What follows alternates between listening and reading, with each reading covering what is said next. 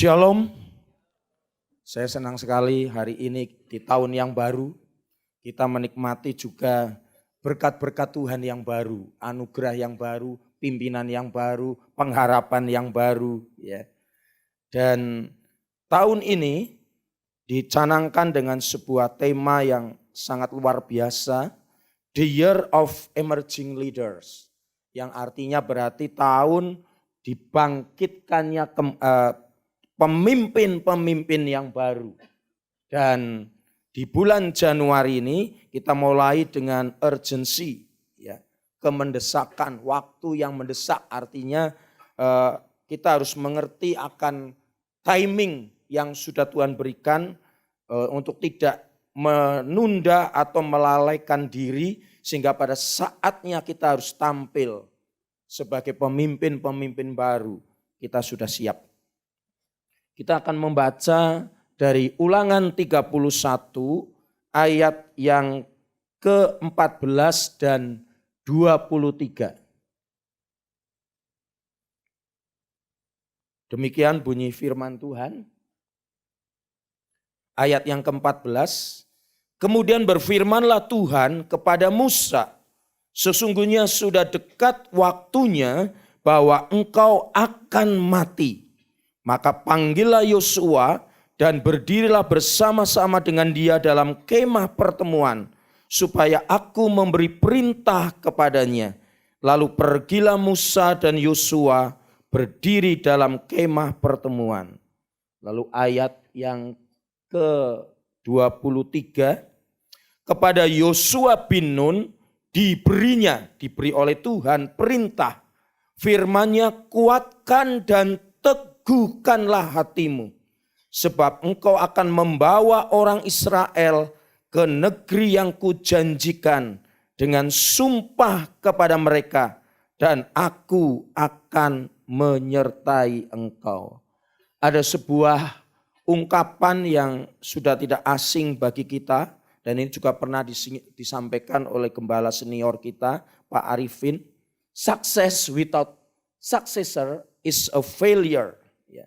Artinya kesuksesan kalau tidak ada penerusnya, tidak ada penggantinya, itu adalah sebuah kegagalan.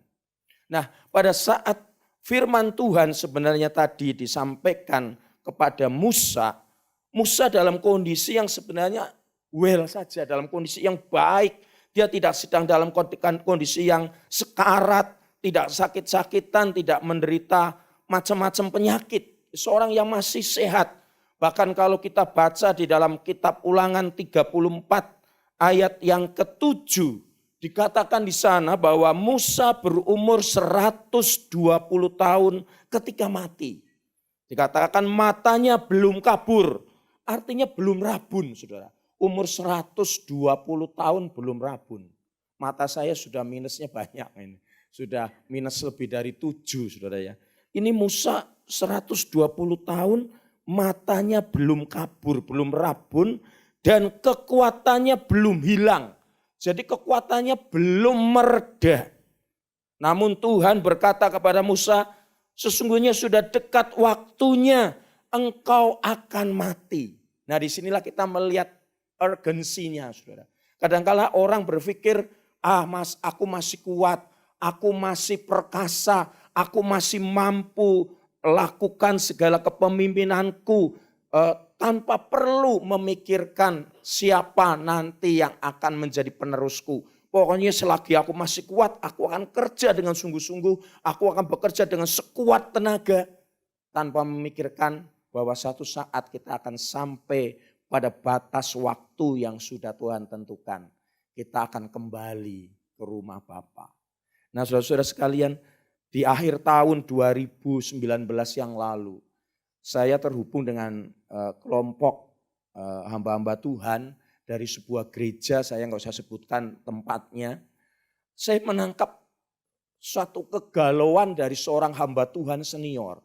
Beliau sudah berumur lebih dari 70 tahun, saudara. Tapi dia rupanya belum siap untuk mempersiapkan siapa penggantinya, saudara. Dia memang punya beberapa jabatan yang cukup strategis sebagai gembala di gereja lokal, dia juga ketua sinode gitu ya, yang membawa beberapa gereja, sementara gereja lokalnya yang dia gembalakan pun berkembang, dia punya pos-pos yang cukup banyak di daerah pedalaman Kalimantan, Sumatera dan sebagainya, sehingga dia mulai mikir bahwa ternyata di dalam kegalauannya dia menuliskan di situ, saya harus menyerah pada waktu. Tenagaku semakin berkurang. Sekarang dia ketika berkhotbah dia harus pakai kursi roda. Ya, tidak bisa lagi berdiri tegak seperti ini. Dia mulai, aduh saya terpaksa harus kalah dengan waktu. Harus kalah dengan usiaku. Namun sekarang siapa ya yang nantinya bisa meneruskan kepemimpinanku? Siapa yang nanti menjadi pencari dana keuangan untuk biaya operasional baik gereja, sinode maupun juga STT, sekolah tinggi teologi yang dia dirikan. Dia merasa galau saudara. Karena dia tadinya berpikir bahwa anaknya lah, dia punya anak 4 gitu ya. Dia berpikir salah seorang anaknya akan terpanggil oleh Tuhan untuk menjadi penggantinya. Namun setelah dia tetap didik anaknya itu, tidak ada satu orang pun yang terpanggil untuk meneruskan dia. Lalu dia beralih kepada menantunya. Siapa tahu mungkin di antara menantu-menantunya ada yang terpanggil untuk meneruskan kepemimpinannya. Namun ternyata tidak ada satu orang pun menantunya yang siap untuk itu. Galaulah dia. Saya sudah 70 tahun lebih tapi tidak ada penggantinya, bagaimana kalau suatu saat Tuhan panggil saya. Nah saudara-saudara sekalian, di dalam lini kehidupan kita apapun, ketika kita punya sebuah posisi, entah itu di keluarga, entah itu di bisnis keluarga, entah itu di perusahaan, entah itu di dalam pelayanan, kita perlu melihat waktu itu, urgensi itu, kemendesakan itu. Jangan sampai menunggu sampai kita nggak bisa berbuat apa-apa, sudah terlambat baru kita mikirkan penggantinya, saudara ya. Makanya Tuhan berkata kepada Musa, sesungguhnya sudah dekat waktunya, engkau akan mati. Meskipun secara fisik engkau masih sehat, matamu belum lamur, ya, tenagamu belum berkurang, tapi engkau harus mulai mempersiapkan. Ya. Jadi temukan orang-orang di sekitar kita, mungkin relasi dekat kita, karena waktunya sudah dekat. Saya ingat Bapak Gembala senior kita di tahun 2020 ini usianya sudah 69 tahun. Tapi Pak Arifin pernah bersaksi, dia sudah mempersiapkan penggantinya itu 35 tahun yang lalu. Jadi sesuatu persiapan yang luar biasa. Sehingga beliau sampai berkata, jika saya tidak mempersiapkan 35 tahun yang lalu itu, maka saya akan menjadi orang yang paling bodoh di dunia. Ya, beliau telah mempersiapkan para penggantinya sejak lama. Kita dapat melihat banyaknya kehancuran perusahaan-perusahaan. Kita banyak melihat gereja-gereja, pelayanan-pelayanan yang hancur karena mereka tidak mempersiapkan para penerusnya dengan baik. Dari bacaan Ulangan 31 ayat 14 dan 23 ini, kita tahu bahwa pemilihan Yosua sebagai pengganti Musa itu bukanlah memang atas inisiatif manusia. Tapi dari pihak Allah sendiri, Allah yang berkata, panggil Yosua untuk bersama-sama menghadap aku di kemah pertemuan itu. Nah yang menarik adalah yang kita akan pelajari hari ini, mengapa Yosua? Jadi kita akan melihat ada beberapa nilai atau karakter Yosua yang menguatkan sehingga akhirnya memang dia layak untuk menjadi pengganti Yosua itu. Yang pertama adalah dia adalah a man of faithful, orang yang setia. Dia seorang hamba yang setia. Kalau kita melihat latar belakang Yosua, baik di dalam 5 kitab pertama di Perjanjian Lama, maka kita akan mengetahui bahwa Yosua tadinya bernama Hosea. Dia adalah salah seorang budak di Mesir, saudara. Lalu ketika Israel keluar dari Mesir menuju ke tanah yang dijanjikan Tuhan itu, Yosua akhirnya menjadi pembantu dari Musa itu. Dan Musa mulai mengganti namanya dari Hosea menjadi Yosua. Hosea itu keselamatan, sementara Yehosua atau Yosua itu artinya Tuhan adalah keselamatan. Jadi lebih dipertegas, namanya diubah, saudara ya. Dan kita melihat akhirnya, saudara, Yosua menjadi pelayan, menjadi budak, menjadi hamba dari Musa dengan begitu setia. Dan kesetiaan ini membuat dia akhirnya meneladani apa yang Musa lakukan. Kedekatan Yosua dengan Musa menjadikan dia mengerti bahwa dia juga bisa menunjukkan kesetiaan kepada Tuhan. Ya, di Keluaran 33 ayat 11 dikatakan Yosua tidak meninggalkan kemah itu. Jadi menunjukkan loyalitasnya kepada Musa.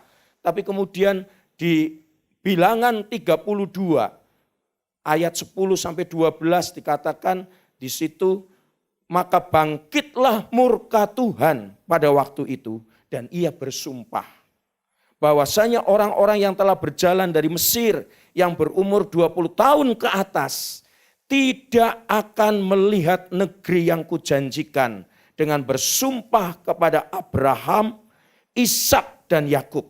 Oleh karena mereka tidak mengikut aku dengan sepenuh hatinya. Kecuali, nah ada kecualinya saudara. Kecuali di situ sebutnya Kaleb bin Yefune orang Kenas itu dan Yosua bin Nun.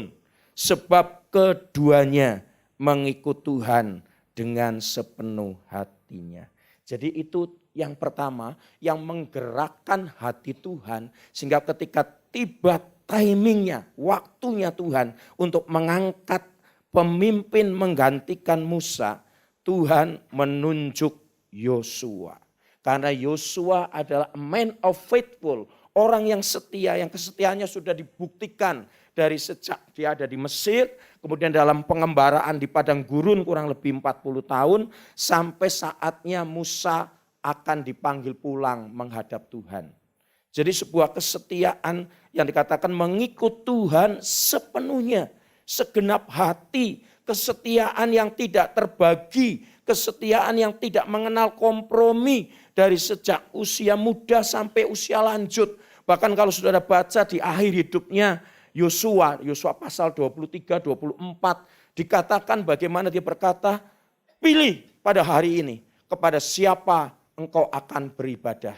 Tapi aku dan seisi rumahku akan beribadah, akan menyembah Allah itu.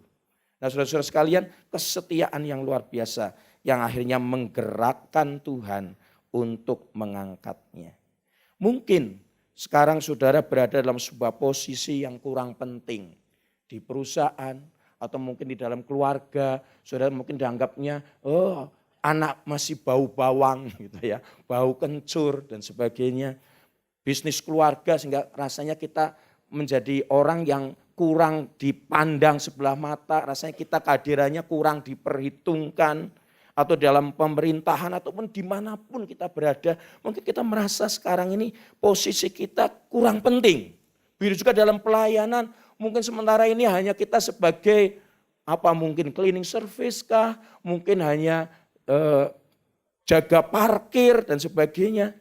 Tapi kalau kita kemudian menjadi seorang yang setia kepada Tuhan, setia kepada tanggung jawab yang diberikan, yang dipercayakan kepada kita, kita lakukan dengan sungguh-sungguh. Firman Tuhan berkata apa?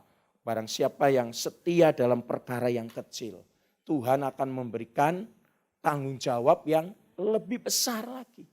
Jadi dimulai dengan sebuah kesetiaan. Kesetiaan pada tanggung jawab kita, apa yang harus kita lakukan dengan sungguh-sungguh, dengan serius, dengan penuh tanggung jawab. Mata Tuhan memperhatikan dan tertuju atas orang-orang yang setia ini, saudara. Yang kedua, Yosua, a man of humility. ya. Seorang yang rendah hati. Itu ayat-ayatnya banyak tapi kita nggak mungkin baca semua. Tapi yang menarik adalah saudara, sebelum dia menjadi seorang pemimpin, dia punya kerendahan hati untuk melayani. Bahkan ketika kemudian keluar dari Mesir, dia menghambakan dirinya kepada Musa. Itu bisa dibaca Yosua pasal 1, Keluaran 24, Keluaran 33. Lalu setelah dia menjadi seorang pemimpin, dia juga tetap punya kesediaan untuk melayani.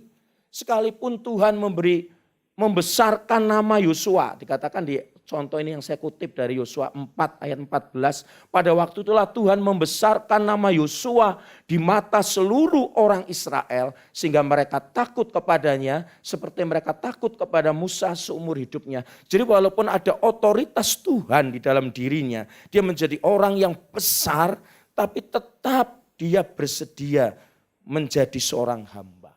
Jadi otoritasnya tidak membutakan dirinya dan menjadi seorang yang angkuh, yang sombong. Nah, kerendahan hati itu akan menjadi sebuah modal, saudara. Persiapan kita untuk menjadi pemimpin mendatang.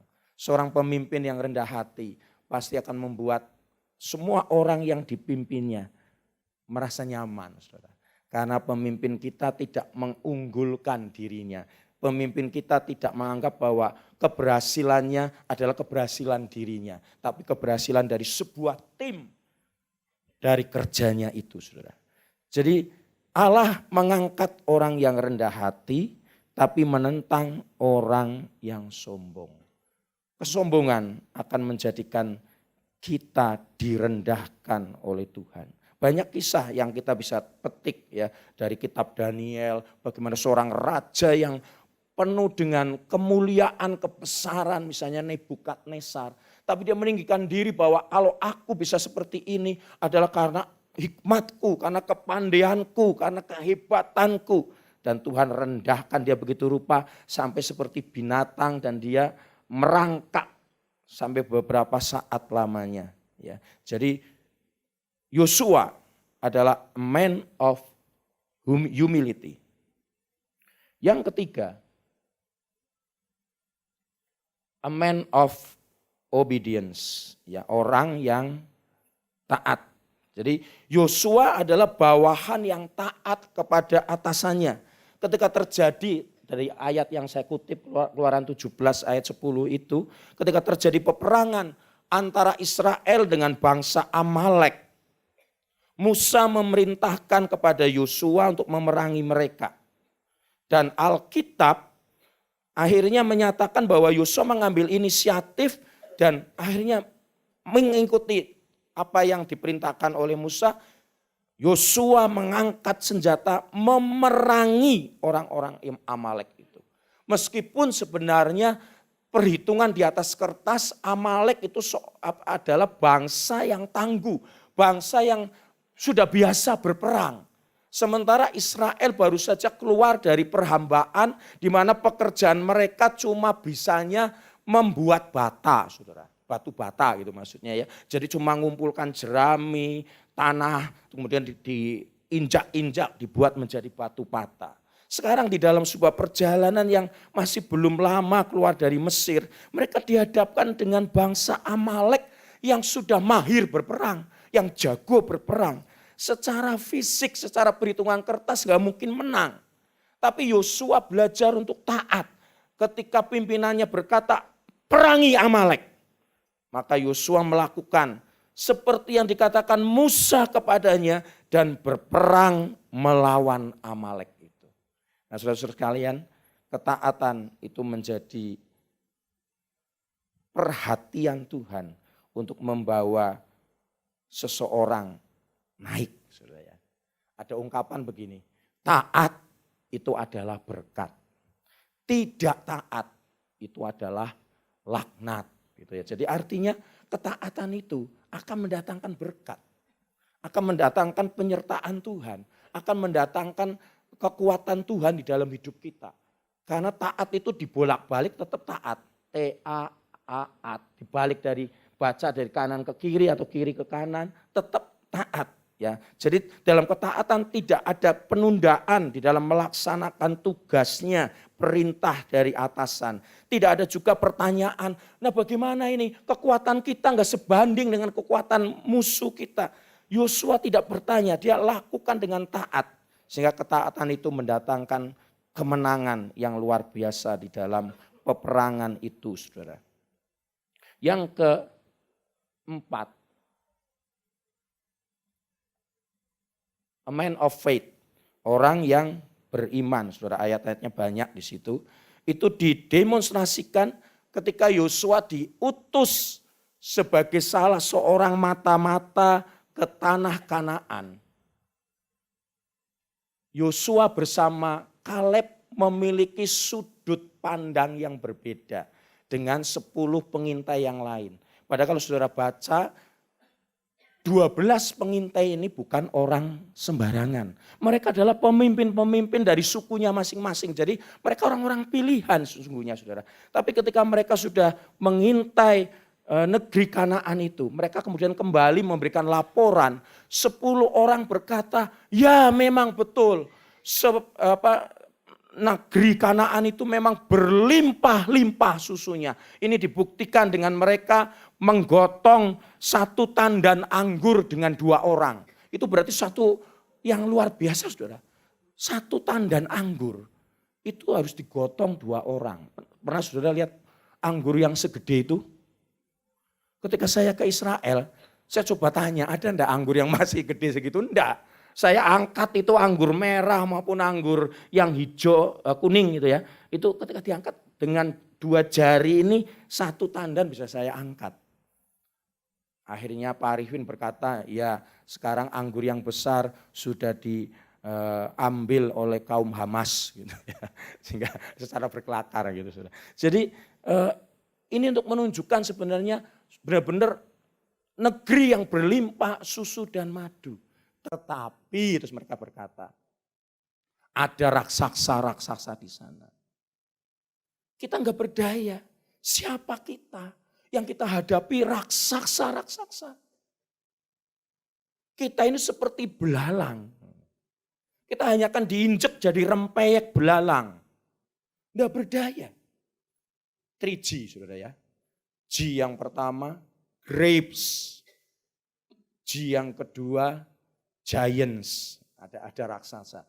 G yang ketiga, grasshopper, belalang. Mereka ngomong, kita nggak bisa masuk, nyerah sajalah, gitu ya, sebelum masuk. Tapi Yosua dan Kaleb berkata, tidak, Tuhan akan menyerahkan mereka ke tangan kita. Bagi Yosua dan Kaleb ada G yang keempat, God. Ya.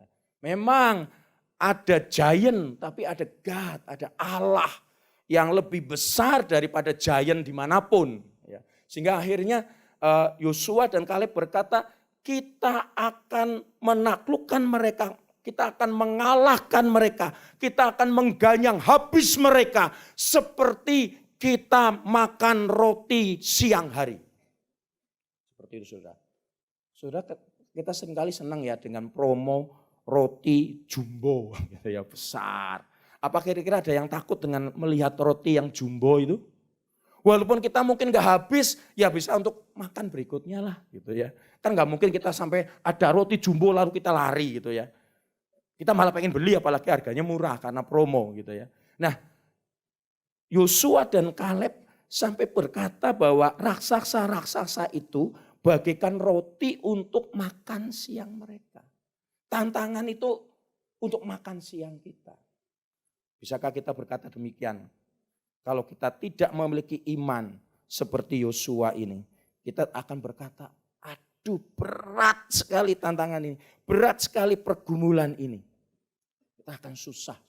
Nah, orang yang memiliki iman seperti inilah yang bisa menjadi pemimpin, yang bisa membawa orang-orang yang dipimpinnya untuk melihat hal-hal yang luar biasa, untuk diajak menikmati perjalanan yang menakjubkan bersama dengan Tuhan.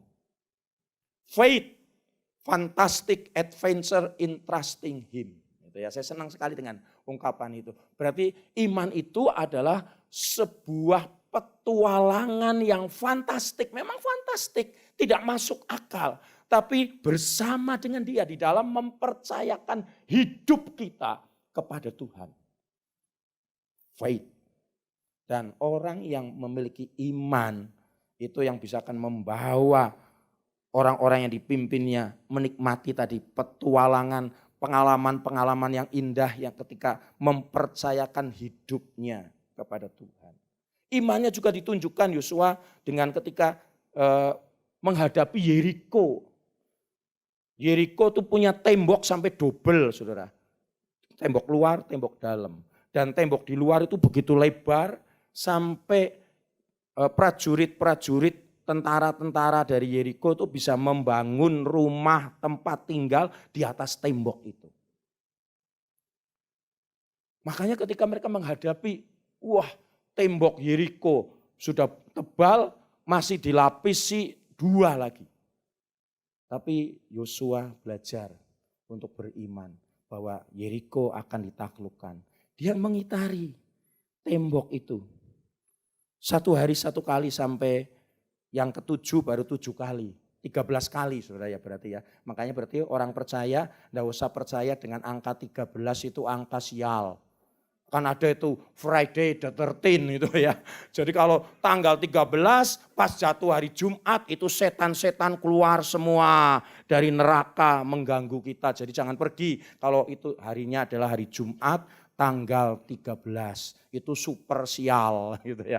Tapi saudara enggak. Kita dibuktikan dalam firman Tuhan, Yosua bersama dengan pasukannya itu cuma keliling saja. Itu enggak mudah lah, hanya memuji Tuhan, mengitari tembok Yeriko 1 hari 1 kali, begitu hari ke-7, 7 kali.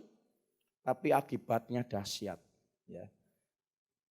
Tembok itu rubuh. Dan menurut penggalian arkeologi, dibuktikan bahwa rubuhnya tembok Yeriko itu bukan rubuh ke dalam, tapi rubuhnya keluar. Sehingga dari situ bisa kita analisa bahwa rubuhnya tembok itu bukan karena pasukan Israel. Kalau pasukan Israel misalnya ini temboknya, mesti ngerubuhkannya ke sana dong saudara. Ya ke dalam ya. Kalau nggak mungkin ngerubuhkan ke sini bagaimana caranya? Nggak bisa. Tapi fakta sejarah menunjukkan bahwa tembok itu rubuhnya ke arah luar. Jadi tanpa campur tangan Tuhan. Dan itu iman Yosua dibuktikan itu.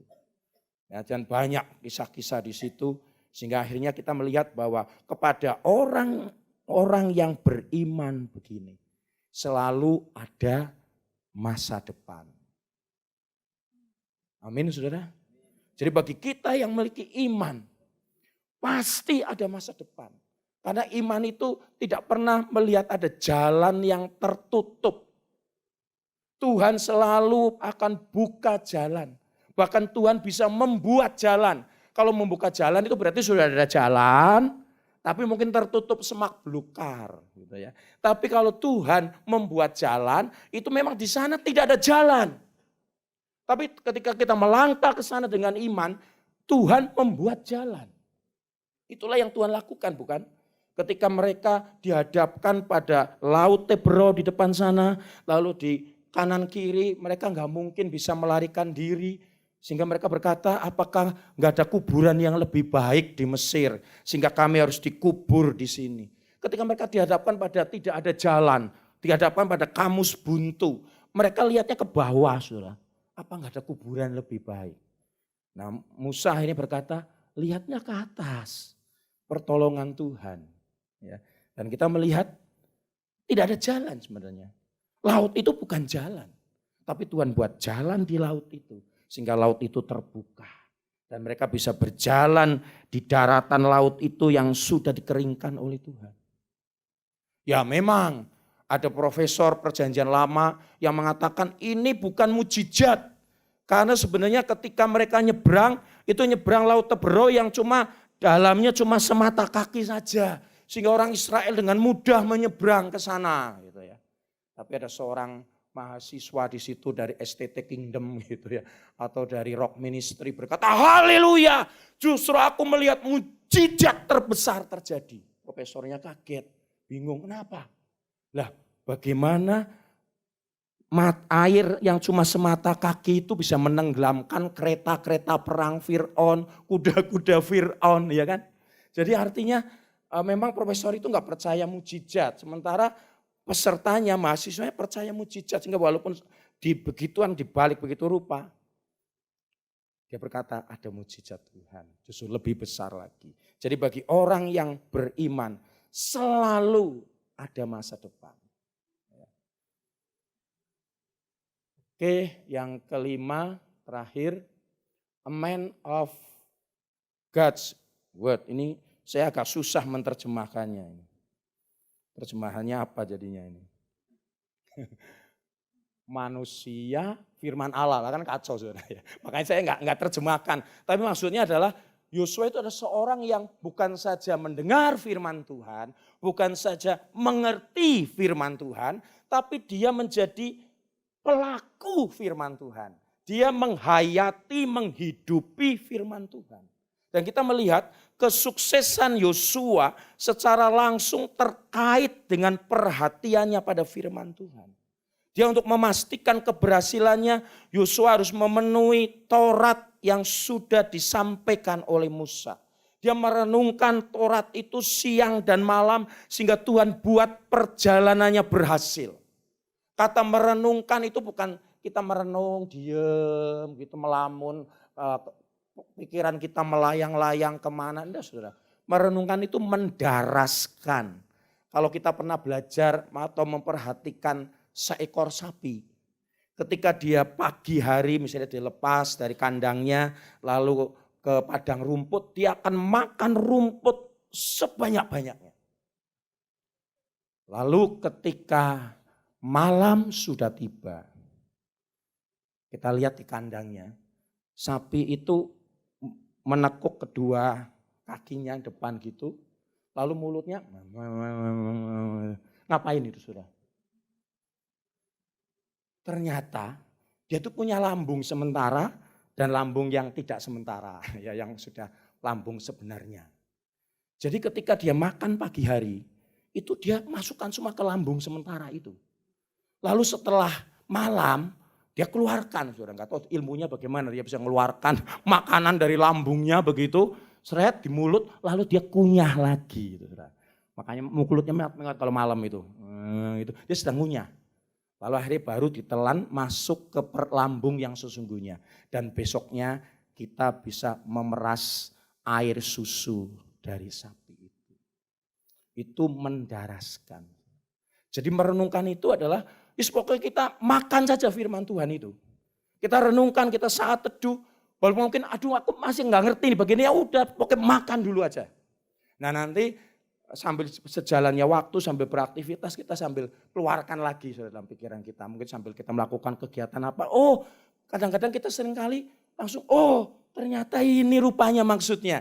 Kita akhirnya bisa mendapatkan bimbingan dari Roh Kudus yang ada dalam diri kita untuk akhirnya memberikan pencerahan, oh ini toh maksudnya. Nah itu mendaraskan saudara. Sehingga akhirnya tahu-tahu kesempatan mendatang firman Tuhan itu sudah menjadi susu. Menjadi berkat bagi kita, menyehatkan, menguatkan. Banyak hal yang bisa terjadi. Air, rumput yang hijau menjadi air susu yang putih. Itu merenungkan firman Tuhan. Ada hal-hal yang dahsyat yang luar biasa. Dan Yosua adalah man of God's words, gitu ya. Manusia yang menghayati firman Tuhan. Kalau saudara dan saya menghidupi firman Tuhan, oh luar biasa saudara. Yang kita nikmati firman-Nya, tapi yang keluar, yang dihasilkan itu banyak hal yang luar biasa yang tidak pernah kita bayangkan itu muncul. Seperti tadi saya katakan, yang dimakan itu tadi rumput hijau. Tapi yang keluar susu putih yang menyegarkan dan menyehatkan. Ya. Salah satu berkat dari firman Tuhan itu sebenarnya kalau saudara baca di Mazmur 119 itu pasal yang terpanjang di seluruh Alkitab. Ada yang pernah tahu berapa? 176 ayat. Paling panjang saudara. Isinya apa? Firman Tuhan tok saudara. Jadi saudara bisa baca dari ayat 1 sampai akhir, itu berkaitan dengan firman Tuhan saja. Jadi satu topik saja. Tapi diulang-ulang dengan gaya bahasa yang hidup. Jadi memakai beberapa sinonim dari firman. Disebut firman, perkataan, hukum, ketetapan, pengajaran, dan seterusnya. Banyak sekali diulang-ulang begitu saudara. Dan menarik, salah satunya saya akan bacakan misalnya di Mazmur 119 ayat 97. Betapa ku cintai Tauratmu, aku merenungkannya sepanjang hari. Perintahmu membuat aku lebih bijaksana daripada musuh-musuhku, sebab selama-lamanya itu ada padaku. Jadi firman Tuhan itu akan membuat saudara dan saya itu lebih bijaksana dari musuh-musuh. Jadi ketika ada musuh mencoba untuk menjegal usaha kita, ketika ada musuh mencoba untuk menghancurkan bisnis kita, ketika ada musuh mencoba menghancurkan keluarga kita bisa mengerti firman Tuhan akan membuat kita lebih bijaksana. Ayat selanjutnya ayat 99, aku lebih berakal budi daripada semua pengajarku. Saudara akan menjadi lebih pandai daripada dosen-dosen saudara. Dosen mengajarkan begini, tapi saudara bisa melebihi apa yang diajarkan oleh dosen. Lalu di ayat 100 dikatakan, aku lebih mengerti daripada orang-orang tua, sebab aku memegang titah-titahmu. Kita menjadi lebih mengerti. Meskipun secara usia masih muda, tapi jangan dianggap remeh gitu ya. Karena dengan merenungkan firman Tuhan, kita menjadi lebih mengerti. Walaupun secara usia masih muda, walaupun secara pengalaman kita belum mumpuni. Tetapi kebenaran firman Tuhan itu membuat kita menjadi lebih mengerti daripada orang-orang tua kita. Berkali-kali Yosua disebutkan sebagai man of God's words. Jadi kita melihat di dalam, nah berarti kan di sini kita melihat the emerging leaders ini, a man of faithful, a man of humility, a man of obedient, a man of faith, a man of God's words, gitu ya. Maka di sini kita melihat ada nilai-nilai positif yang menyebabkan Yosua layak mendapatkan tongkat estafet kepemimpinan dari Musa. Memang ada pengangkatan seorang pemimpin itu merupakan kasih karunia Allah. Tapi Allah juga memilih seseorang yang memenuhi syarat. Teladanilah Yosua untuk menarik hati Allah supaya saudara dan saya diangkatnya menjadi pemimpin-pemimpin yang akan datang. Amin. Jesus blesses you abundantly.